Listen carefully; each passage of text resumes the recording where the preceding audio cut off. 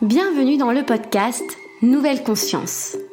Nous discuterons ensemble de projets, d'œuvres et d'acteurs vecteurs d'espoir pour l'édification d'un monde plus respectueux du vivant et de soi-même.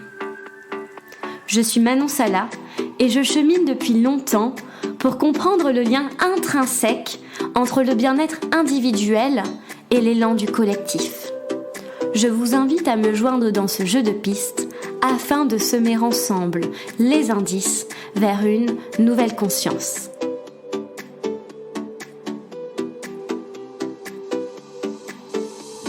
Aujourd'hui, je reçois Olivia de Youth for Climate au micro de Nouvelle Conscience. Youth for Climate est un mouvement de jeunes mobilisés pour la justice climatique et sociale, la protection de l'environnement et de la biodiversité. Il est impulsé en 2019 suite aux appels à la grève scolaire pour le climat lancé par Greta Thunberg dans son mouvement Fridays for Futures. Véritable carrefour des mobilisations écologistes jeunes, le mouvement se veut horizontal et complètement autogéré par les membres de chaque groupe local. Lors de l'appel à la mobilisation lancé par Greta Thunberg le 15 mars 2019, ils étaient plus de 200 000 jeunes en France à manifester et plus de 2 millions à travers le monde. Olivia, du groupe local parisien, nous partage son expérience d'activiste entre l'Allemagne et la France. Elle nous dévoile le quotidien du mouvement, ses forces et ses difficultés pour faire entendre la voix des jeunes auprès des représentants des pouvoirs politiques et des médias. Je vous souhaite une très bonne écoute.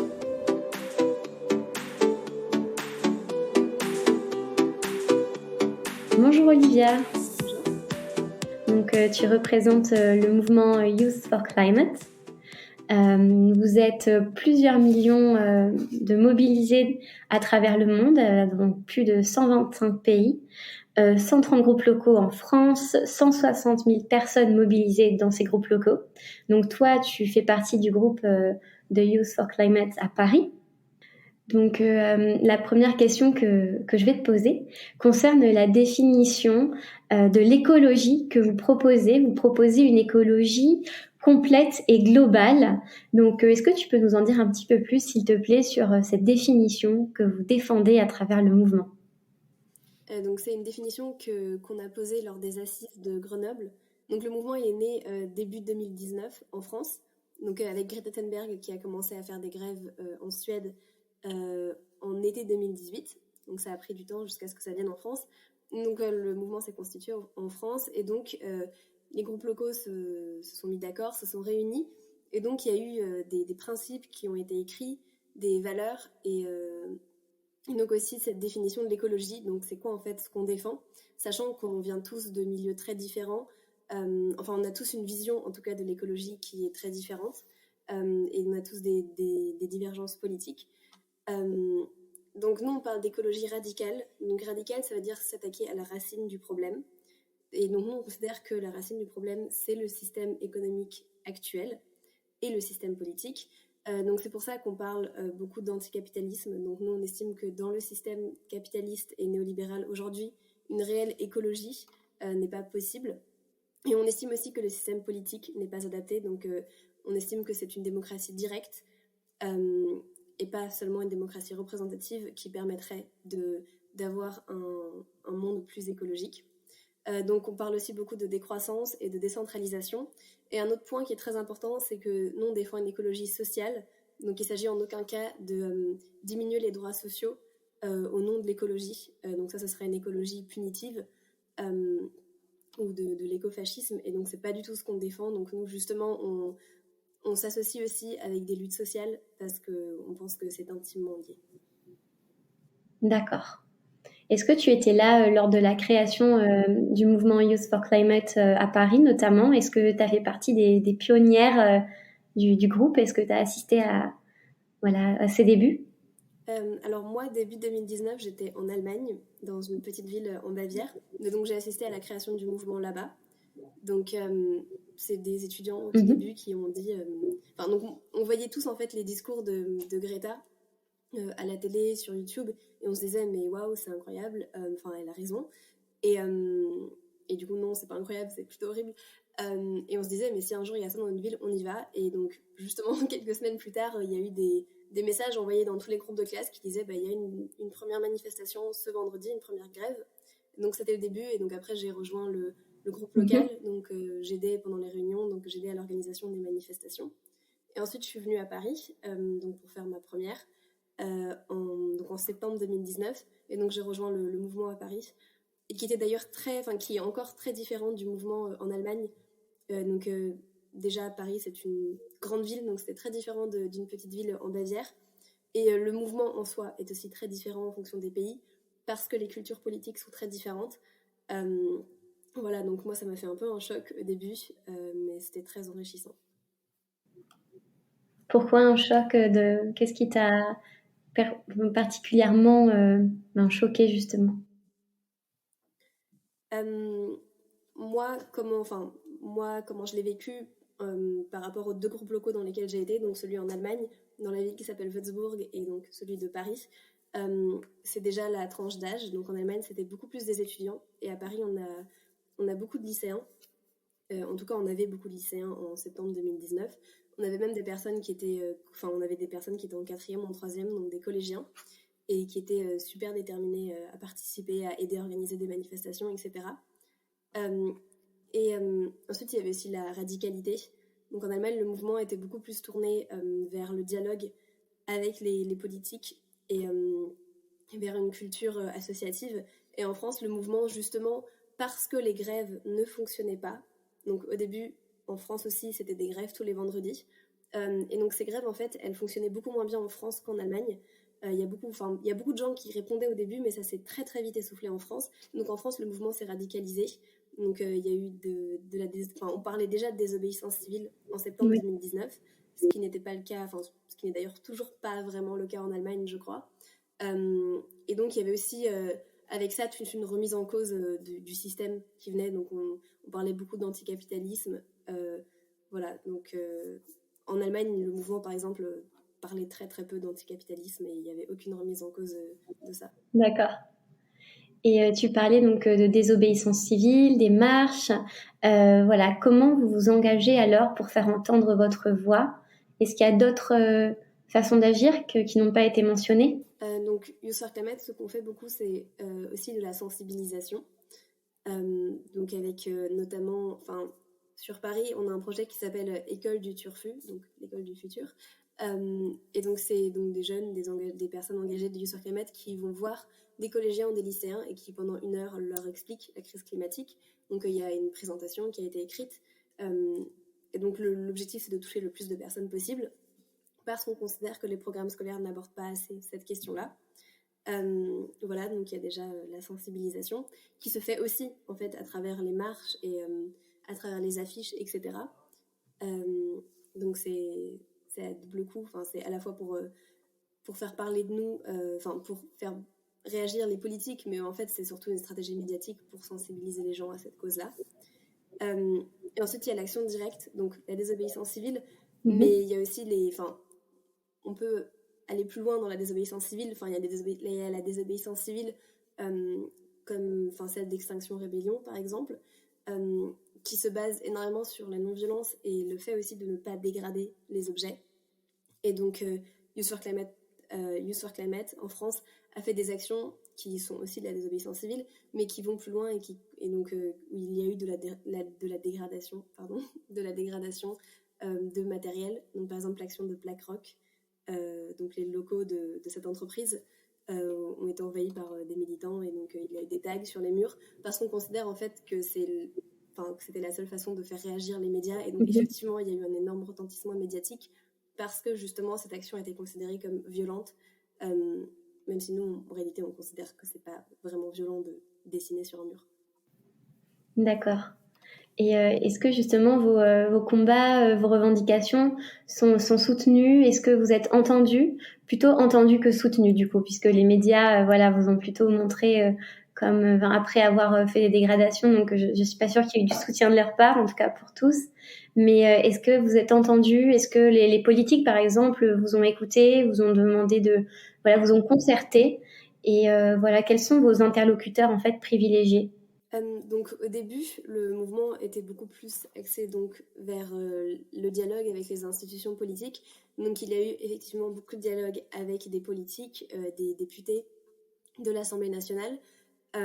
Mais donc on a dû faire face à de la récupération politique, enfin des politiques en fait qui prenaient des photos avec nous et qui les postaient sur les réseaux sociaux pour dire ah trop cool la jeunesse pour le climat, moi aussi je suis avec eux Mhm. et je suis pour le climat alors qu'en fait c'était pas du tout ce qu'on cherchait.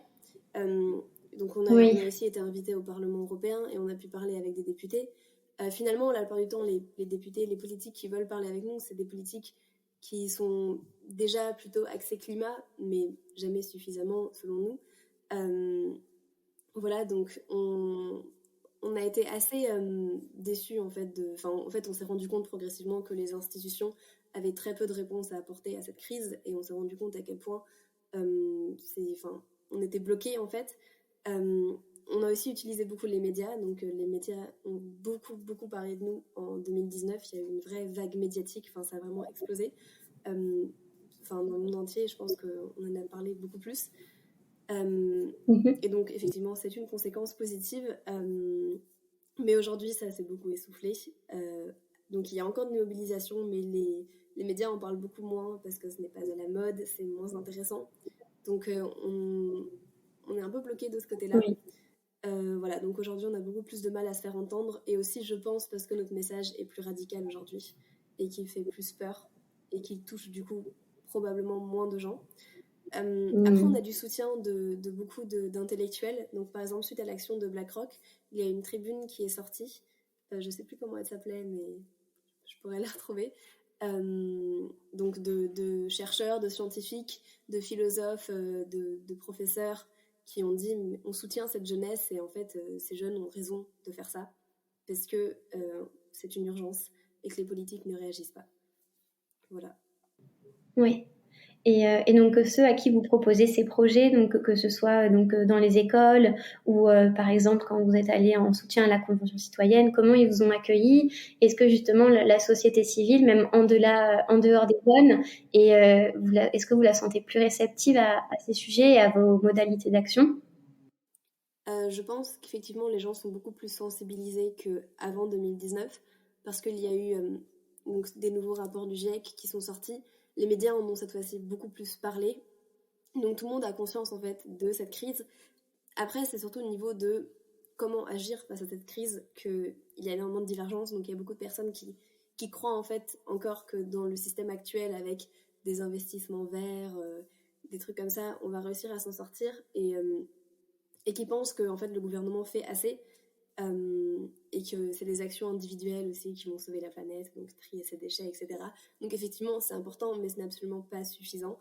Et donc nous, on essaye d'alerter sur le fait qu'en fait, c'est vraiment super urgent. Euh, donc justement, la Convention citoyenne pour le climat, c'était un peu un nouvel espoir parce que en fait, c'est le genre d'initiative que nous on défend parce que c'est une démocratie, enfin, Mhm. c'est un exemple de démocratie directe. Et donc ces citoyens ont travaillé pendant plusieurs mois et donc les propositions qui en sont sorties, les 150 propositions étaient vraiment pertinentes et auraient vraiment pu faire changer les choses, mais le gouvernement malheureusement en a appliqué moins de la moitié. Une grande partie était déformée ou rendue moins puissante. Donc, euh, donc on a été très déçus parce qu'en fait c'était un immense espoir et à nouveau le gouvernement l'a utilisé pour redorer son image et dire regardez, on a écouté les citoyens, mais en fait, nous, on pensait que ce serait pas optionnel. On se disait, toutes les propositions vont être appliquées, et en fait, pas du tout.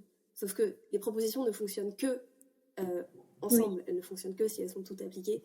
Euh, voilà, donc en fait, il y a la conscience est là, mais pas vraiment. Enfin, c'est assez compliqué à comprendre. Et nous aussi, on comprend pas trop. Parce que les gens nous disent qu'ils comprennent, mais Mhm. enfin en tout cas les politiques nous disent qu'ils comprennent, mais vu que ce n'est pas dans leur intérêt économique de prendre des mesures réellement écologiques, les mesures ne suivent pas. D'accord, oui, oui, c'est sûr. Donc là, c'est également une mobilisation plus sociale, comme tu disais au début, donc une écologie transverse, c'est pas uniquement cloîtré dans l'environnement, la biodiversité. Et entre vous, est-ce que tu sens que le fait d'appartenir à un même groupe d'action, est-ce que tu vois que l'espoir renaît, que ça crée voilà, une force positive, que vous motivez les uns les autres et les unes les autres? Est-ce que tu sens, au-delà de l'action militante, un impact positif sur, ben voilà, pour lutter contre l'éco-anxiété, par exemple? Alors oui, moi je trouve que ça fait énormément de bien de rencontrer des gens enfin, qui sont aussi désemparés face à la crise climatique et qui ont envie d'agir. Euh, donc je pense qu'on est beaucoup en fait à garder beaucoup d'amis de Youth for Climate et enfin, à vraiment se sentir bien avec des gens qui sont aussi des gens qui militent parce qu'en fait on se comprend entre nous. Euh, Après, est-ce que ça règle vraiment le problème de l'éco-anxiété? Enfin, moi, je trouve que le fait de militer est plutôt épuisant et que c'est plutôt quelque chose qui, petit à petit, fait en fait de plus en plus perdre espoir. En tout cas, moi, c'est comme ça que je le ressens personnellement, mais ça dépend beaucoup des gens. Mais moi, c'est un truc que je trouve quand même, enfin, c'est quelque chose que je trouve quand même vital et super important, donc je n'arrêterai pas. Donc, c'est hyper ambivalent parce qu'à la fois, ça redonne espoir et à la fois, vu que tous les jours, on est confronté au fait qu'en fait, notre action nous paraît inutile, bah ouais, donc on a l'impression d'avoir espoir, mais en fait, on agit et il n'y a rien qui se passe. Donc c'est un peu des deux en fait. Oui. Mais ouais, je trouve que c'est important ce que tu dis, tu vois, de montrer de l'intérieur comment s'organise ben voilà, un groupe associatif ou en tout cas un groupe de militantisme, puisque ben, parfois on peut voir les grosses success stories, tu vois, ben, notamment quand on pense ben, au mouvement de Greta, on a encore c'est donc Fridays for Future au départ, on a encore enfin, cette grande idée d'une mobilisation massive à travers le monde. Et justement, voilà, comme tu dis, c'est important d'entretenir le mouvement, la mobilisation. Et ça dépend vraiment de chacun d'entre nous, quoi. On a notre pleine responsabilité pour faire évoluer en fait l'action. Et ben, c'est intéressant, je trouve, que tu dis, voilà, de montrer de l'intérieur les fluctuations et l'importance de s'investir. Enfin, on manque en gros de jeunes. Tout le monde n'est pas dans les groupes encore. C'est ça, et puis surtout, c'est un mouvement. Donc en 2019, ça a explosé, c'était à la mode, tout le monde en parlait, tous les lycéens allaient aux grèves le vendredi. Mais là, c'est plus du tout le cas, et donc je pense qu'on peut pas. Enfin, un mouvement, ça arrive comme ça par hasard. Enfin, c'est pas quelque chose qu'on va forcer. Donc, il y aura peut-être une nouvelle mobilisation, peut-être une mobilisation sociale qu'on va pouvoir soutenir. Euh, Enfin, ça, voilà. Donc, pour l'instant, le climat, c'est pas ce qui fait parler. Donc, on Oui. essaye d'exister encore et de préparer éventuellement les prochaines grosses mobilisations. Voilà. Mhm. Donc, c'est pour ça qu'on continue à sensibiliser les gens et à essayer de garder cette structure aussi parce que c'est très important d'avoir des liens entre différentes villes, ouais, de Mhm. pouvoir créer du lien entre les gens au sein d'une ville et d'être toujours cette porte d'entrée dans le militantisme pour les jeunes. Parce qu'il y a très peu de mouvements, de collectifs qui sont aussi jeunes. Enfin, en fait, à Youth for Climate, il y a Oui. vraiment quasiment, enfin, il n'y a pas d'adultes, il n'y a pas de vieux. Et Mhm.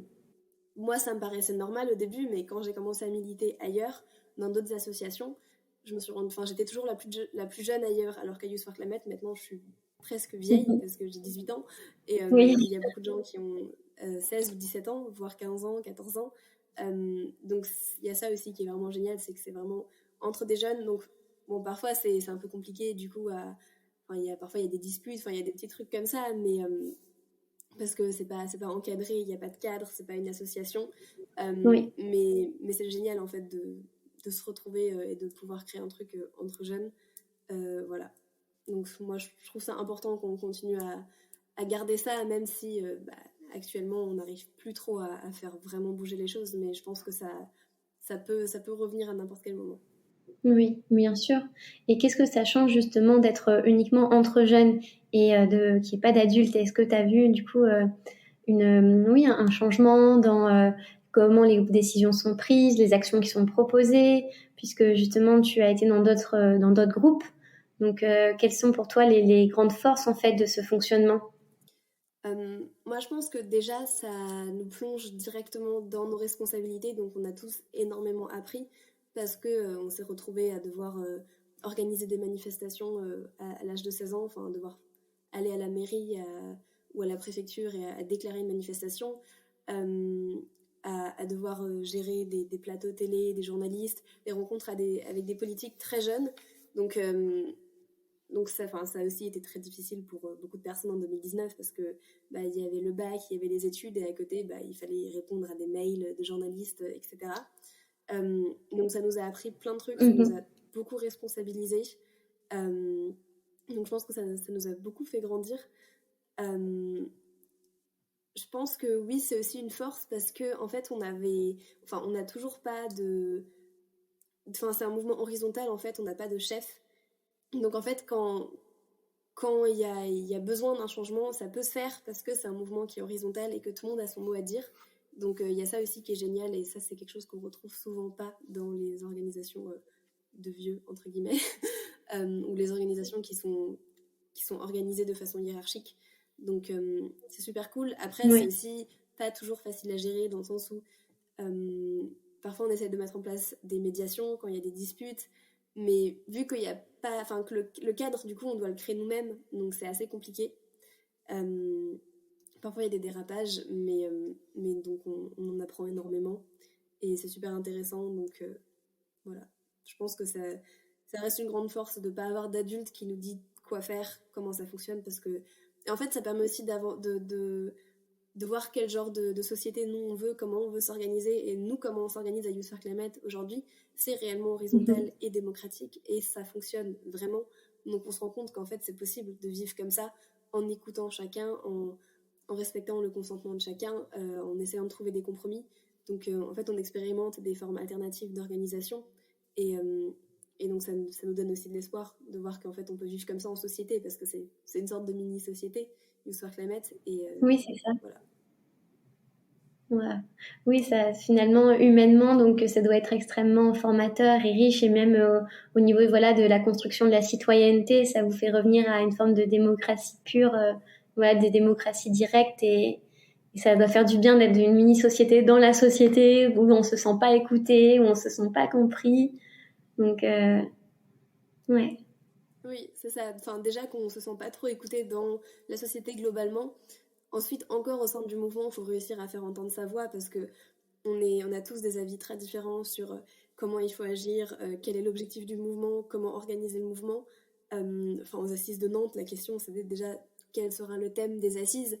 Enfin, il y a plein de sujets différents. Il y a aussi beaucoup de remises en question. Donc, on sait qu'on est un mouvement majoritairement blanc, avec majoritairement des personnes issues de familles aisées. Donc, on sait aussi que c'est pour ça, en fait, qu'on a tant de milité pour le climat, parce qu'on vient de milieux aisés. Mais donc, on essaye aussi de parler d'antiracisme, de validisme, enfin, d'autres oppressions, parce qu'on se rend compte qu'en fait, nous-mêmes, au sein de notre mini-société, on oppresse des gens. Voilà, donc c'est super intéressant, c'est fatigant parfois de gérer autant de choses, mais c'est super intéressant parce que ça permet de faire remonter plein de problèmes et d'évoluer et de créer un espace beaucoup plus safe aussi pour toutes les personnes. D'accord. Est-ce que du coup, ça, par exemple, ça va être pris en compte dans vos stratégies ou dans vos envies de recruter les jeunes? Ou est-ce que vous allez voir vous-même les jeunes et par exemple, est-ce que vous pouvez par exemple penser à aller dans certains quartiers pour qu'il y ait plus de représentativité au sein du mouvement, ou essayer de présenter un militantisme accessible à tous? Ou est-ce que vous attendez vraiment que les jeunes viennent vous voir? Comment vous allez faire pour justement que ce soit que vous sentiez que c'est plus représentatif de la société en général? Donc à travers les projets de sensibilisation, justement, on essaie de toucher un peu tous les publics. Après, on a conscience que justement le fait de militer pour le climat, c'est déjà une preuve du fait qu'on est privilégié pour la plupart, parce que ça signifie qu'on a le temps de se préoccuper de ce problème-là et qu'on ne se préoccupe pas peut-être d'autres problèmes sociaux. Enfin, maintenant, oui, mais au début du mouvement, c'était pas le cas. On va pas tant essayer de recruter des jeunes de milieux différents, parce qu'en fait, on a conscience que si les gens ne viennent pas, c'est qu'ils n'ont pas le temps, ils n'ont pas l'énergie, ils ont d'autres problèmes, ils militent peut-être pour autre chose. Mais on va plutôt essayer d'incorporer ça à notre discours et de défendre une écologie qui parle à tout le monde, en fait, et dans laquelle tout le monde se sent représenté, même les personnes au sein de Youth for Climate, déjà que tout le monde se sent représenté dans cette écologie. Donc on parle aussi d'écologie décoloniale, Voilà. D'accord, super. On arrive à la fin de l'interview. Je voudrais te poser la dernière question du podcast, qui est la suivante. Le podcast s'appelle Nouvelle Conscience. Qu'est-ce que ça signifie pour toi, ce titre? Qu'est-ce que ça évoque? Je pense qu'au sein de Youth for Climate, en travaillant tous ensemble, on crée une espèce de nouvelle conscience, déjà pour la planète, le réchauffement climatique, mais aussi pour les autres, parce qu'en fait, à travers l'autogestion, on apprend à énormément s'écouter les uns les autres et à travailler ensemble. Et moi, je trouve que ça, c'est une nouvelle conscience en fait, on nous apprend pas ça à l'école. On fait des travaux de groupe, mais on n'apprend pas à vraiment s'autogérer parce qu'on dit toujours quoi faire. Et là, on doit s'autogérer et définir nous-mêmes nos objectifs. Et moi, je trouve que c'est quelque chose de nouveau, donc c'est génial. Génial. Bon, merci beaucoup. Donc, comme j'en parlais un peu tout à l'heure, mais on peut vous retrouver sur votre site internet, sur Instagram. Rejoindre un groupe local. Vous êtes vraiment, donc, comme je le disais, dans 130 groupes locaux en France. Et j'espère que ce discours motivera quelques jeunes à vous rejoindre et au moins à se questionner sur toutes ces problématiques qu'on a adressées. Donc, merci Olivia.